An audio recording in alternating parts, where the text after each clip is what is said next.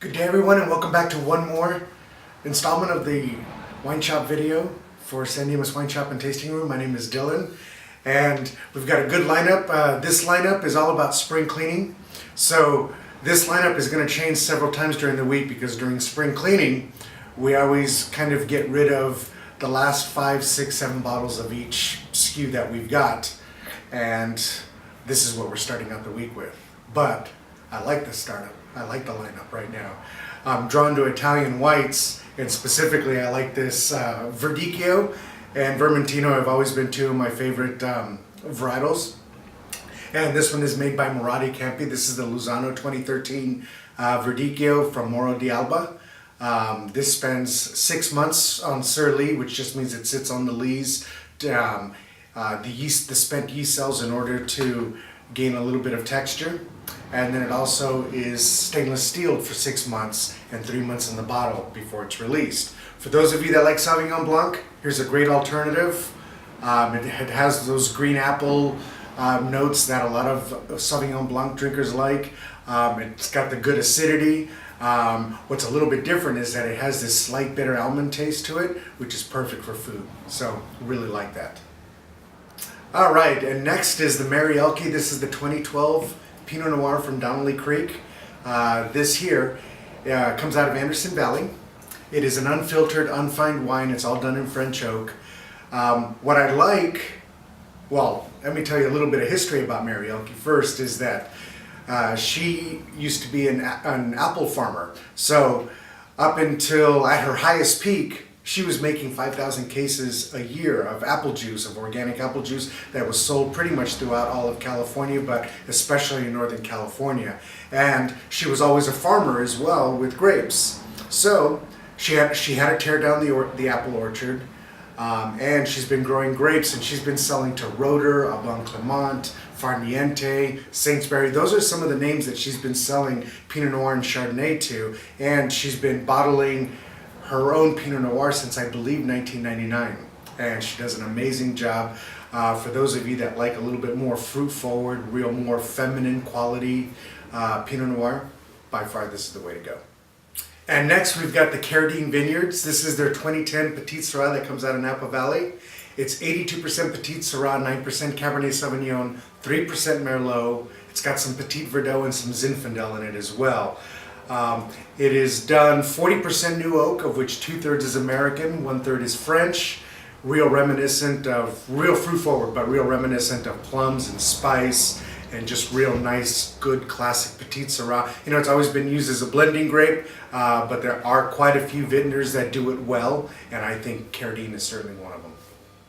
All right, and out of Mendoza, Argentina, we've got the Punto Final. This is the 2011 Cabernet Sauvignon. It's all estate grown. Luján de Cuyo is where it's from, which is a sub-district of Mendoza. Fermented in steel. It does see 12 months of French oak, 3 months in the bottle before it's released. Interesting is that the yields on this is really, really low. This is only 3.6, 3.7 tons per acre, which just tells you how concentrated this fruit is. Reminiscent of black cherries, plums. It's got this real nice little sweet vanilla that obviously comes from the French oak, but just a great food wine. All right, and made by Catherine Hall, we have the 2012 Merlot. This comes out of Napa Valley, 80% Merlot, 15% Cabernet Sauvignon, and it does have some Petit Verdot in it. It does spend 20 months on oak. It's a French oak. It's 45% new oak. Reminiscent of fresh berries. It has a real minty quality to it, and I think, you know, there's probably some eucalyptus around that gives it that real minty, that freshness that is pretty reminiscent sometimes of, I should say, of California Merlot and Cabernet Sauvignon. But just once again, another great food wine. You know, we don't have many of these left, so for those of you that come at the beginning of the week, you definitely want to pick some of this up to take home. And made by John Dragonette, we have the 2012, this is the 7.